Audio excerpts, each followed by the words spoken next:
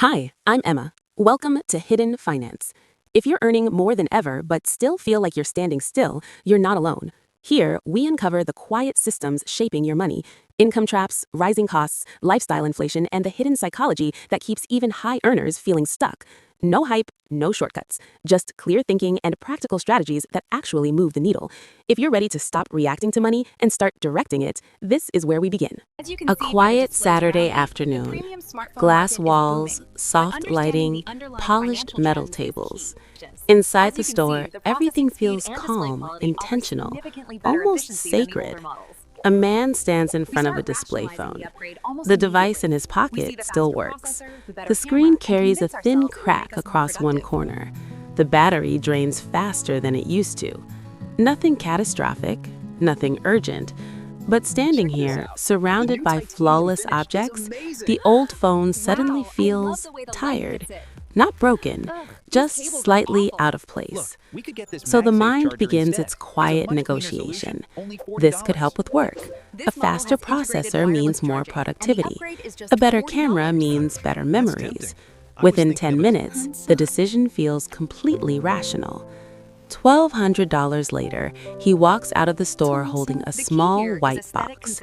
And strangely, the air feels lighter.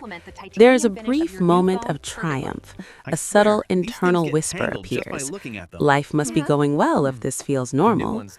The new phone is beautiful. Titanium edges, glass that catches the afternoon light like water. But the chain reaction begins almost immediately.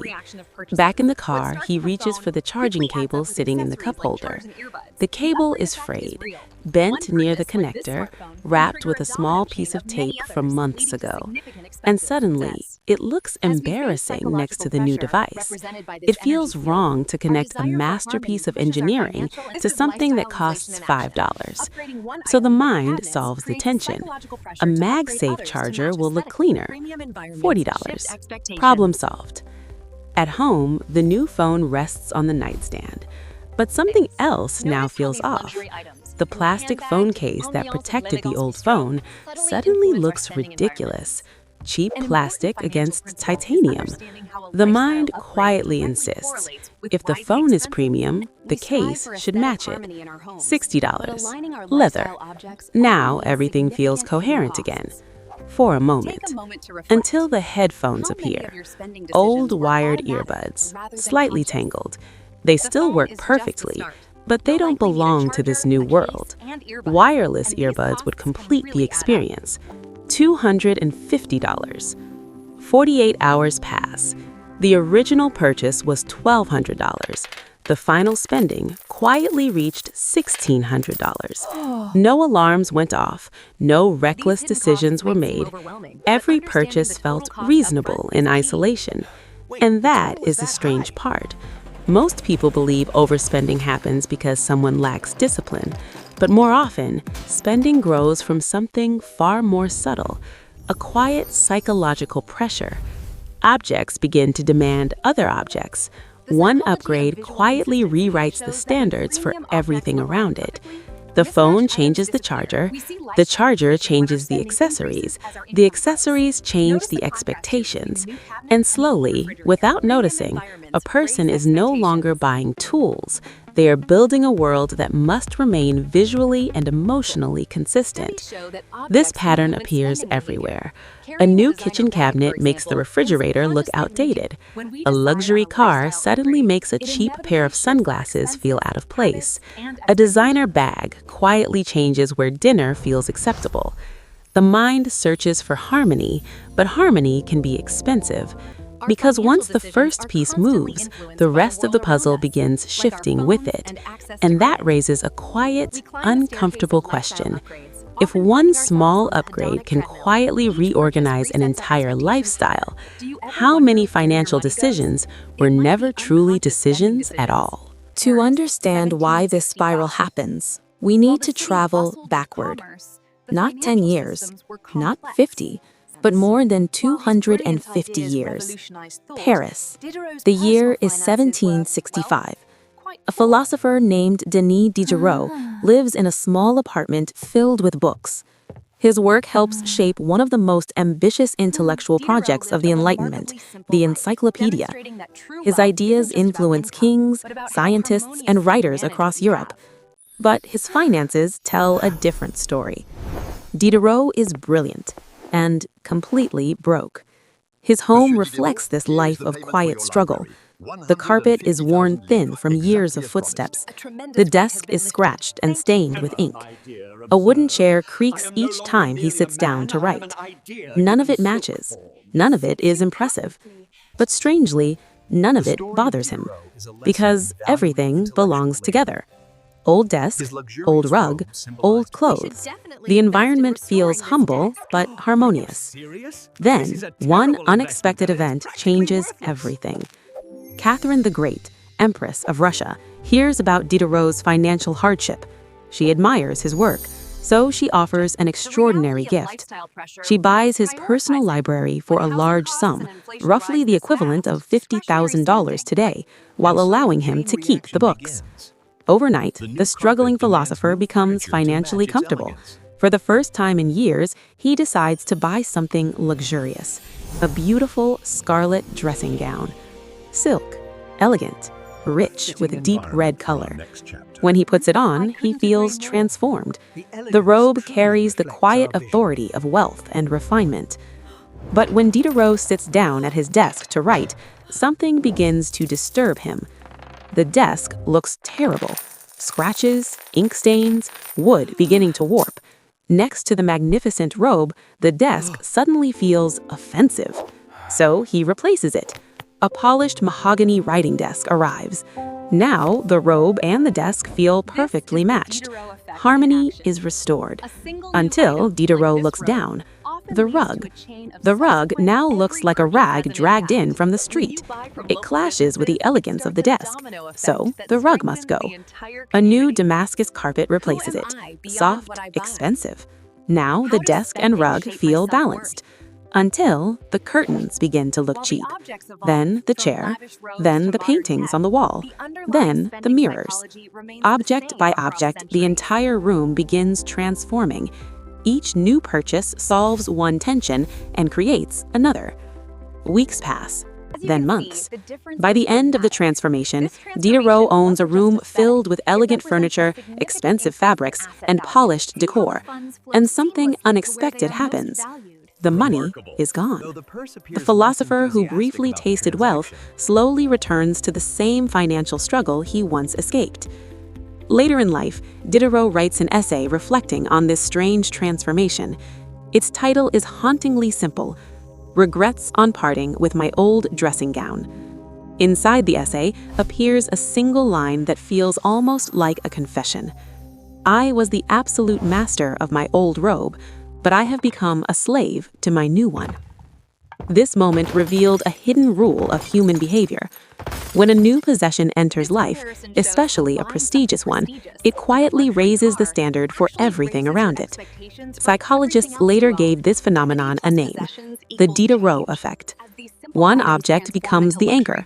Everything else begins adjusting to match it.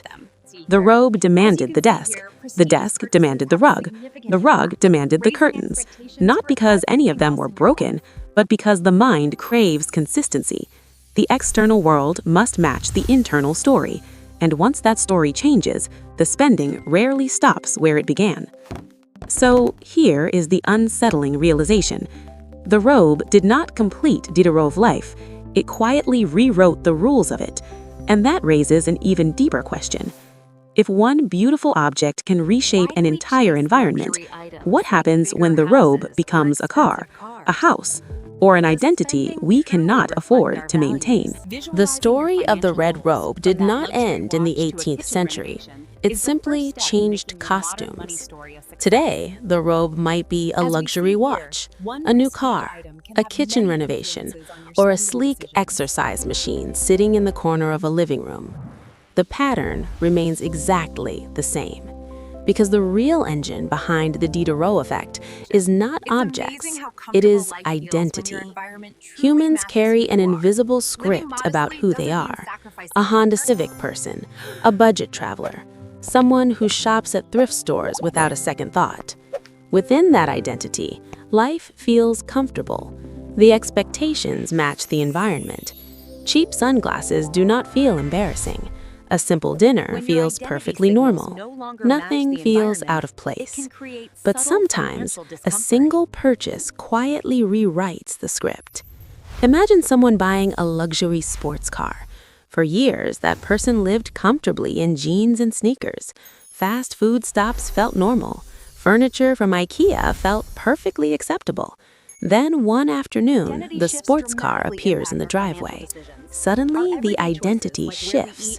Now there is tension because sports car people don't wear scratched sunglasses. Sports car people don't sit on worn couches. Sports car people don't eat drive-through burgers in the driver's seat. No one says this out loud, but the mind feels it. The car becomes an anchor object, and anchor objects are powerful. They silently raise the baseline for everything else. The wardrobe starts to change, then the restaurants, then the vacations. Even social circles begin to shift, and what looked like a single purchase slowly becomes a lifestyle upgrade. Not because the person wanted to change everything, but because the mind seeks narrative consistency. Life must make sense as a story. When the external signals do not match the internal identity, the brain feels discomfort. Psychologists call this cognitive dissonance, that strange irritation when things don't match. A luxury car beside a cheap apartment, a designer bag inside a cluttered closet, a $2,000 watch on a wrist wearing a wrinkled shirt. The tension whispers something uncomfortable. Something here doesn't belong. And the fastest way to remove that tension is simple. Upgrade everything else. But this is where the trap becomes invisible. The first purchase looks like progress. The second looks like refinement. The third looks like self-respect. But slowly, quietly, the system begins draining money in every direction. A Peloton bike demands cycling shoes. The cycling shoes demand performance clothing. The clothing demands a cleaner workout space. The workout space demands new furniture. Soon, the original purchase no longer feels like an item. It feels like an identity subscription. And identity subscriptions are expensive to maintain, which leads to a strange paradox. People rarely spend money because they want the next object. They spend money because the previous object is making demands. The car demands the jacket demands the watch demands the restaurant, and suddenly life becomes a performance, not for others, but for the internal story constantly trying to stay consistent. Which raises a disturbing possibility. If one object can quietly rewrite an entire identity, how many financial struggles are not about income at all, but about the invisible cost of maintaining a story? Most people calculate purchases the wrong way. They look at the price tag. Can this item be afforded right now? $500 for a gaming console, $1,200 for a phone, $10,000 for a kitchen renovation. If the bank account can survive the transaction, the decision feels safe. But the true cost rarely lives on the price tag. The real cost lives in the chain reaction. Consider something ordinary. A kitchen renovation. The plan sounds simple. New cabinets. Budget $10,000. The installers arrive, the old cabinets disappear. In their place stand beautiful white cabinets with smooth edges and modern handles. For a moment, everything feels perfect. Then, the refrigerator becomes visible. The refrigerator is 10 years old. Slightly yellowed plastic, scratches near the handle. Next to the new cabinets, it looks ancient. The mind begins whispering again. The fridge still works perfectly, but visually, it ruins the room. So, the refrigerator is replaced. $2,000. Now the kitchen looks modern, until the floor becomes noticeable. Vinyl tiles, faded patterns from another decade. Against the sleek cabinets and stainless steel fridge, the floor suddenly feels cheap. The tension returns. So, the floor is replaced. Hardwood. $5,000. Now the kitchen looks beautiful, magazine-worthy. But the house's open concept, standing in the kitchen, reveals something else. The living room. Old sofa, dull paint on the walls. The contrast is brutal. Suddenly, the kitchen feels too good for the rest of the house. So, the living room gets new paint. Then a sectional couch, then a coffee table. The renovation leaks into the rest of the home like ink spreading through paper. Weeks later, the final math appears. The kitchen project that started at $10,000 quietly became $35,000. And none of the decisions felt irrational. Each one solved a real problem. But the problems did not exist before the first upgrade. The cabinets were the red robe. They reset the baseline. Once the baseline changes, everything below it begins looking inadequate. This is the hidden math of lifestyle upgrades, the chain reaction cost. Every object carries an invisible ecosystem of supporting purchases. A gaming console might demand a new television. The television demands a better sound system. The sound system demands furniture to match the setup. What started as entertainment becomes an entire environment. And here lies the uncomfortable truth. Upgrades often feel like improvements, but sometimes they quietly create dissatisfaction that did not exist before the upgrade. The old kitchen was functional. The old phone worked. The old couch was comfortable.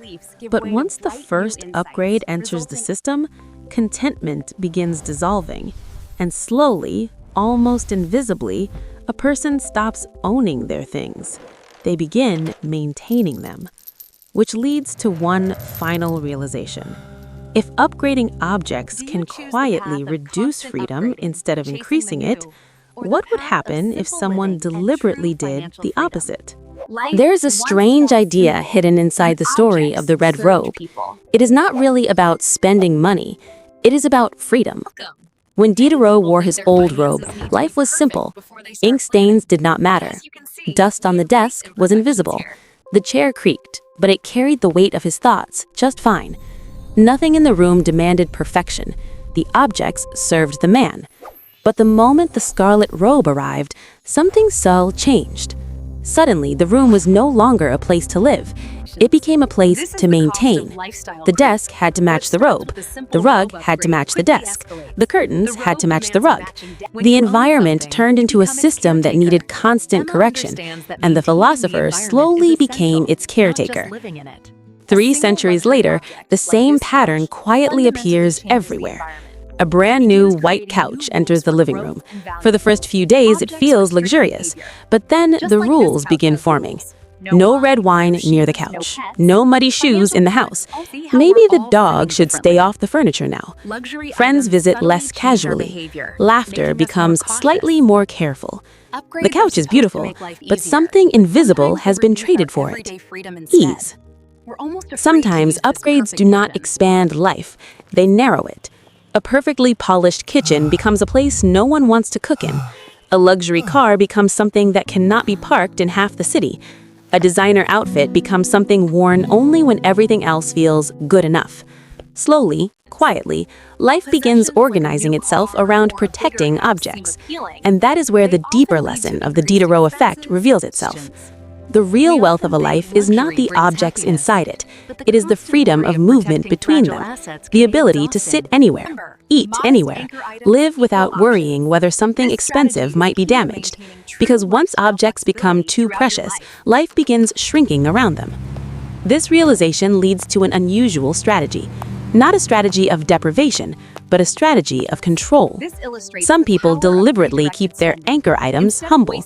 A watch that simply tells time. A car that does not announce status. Clothes that can survive a coffee spill without panic. When the anchor items stay modest, the entire environment relaxes. Nothing else needs to be competed. Nothing else needs to be upgraded. Identity becomes simple. A person who drives an old Toyota truck can wear jeans anywhere. No one expects a luxury lifestyle, and strangely, that simplicity becomes incredibly profitable. because money that is not constantly repairing identity can begin doing something far more powerful. It can grow. Savings accumulate quietly. Investments compound silently in the background. While others are busy upgrading rooms, wardrobes, and vacations, something else is expanding. Freedom. The freedom to choose time over appearances. The freedom to say no to expensive expectations. The freedom to step out of the invisible race that consumer culture quietly designs. Because the modern world is extremely good at selling one seductive promise. Just one more purchase, one more upgrade, one more piece that will finally make life feel complete. But the philosopher from Paris already discovered the truth centuries ago. The puzzle never finishes. Each new piece simply resets the board, and the person who understands that rule gains a quiet advantage over the entire system, not by rejecting beautiful things, but by refusing to let those things write the rules of life. Because in the end, the most valuable position is not owning the finest robe in the room. It's something much rarer, being the person who can take it off and walk away without needing another one.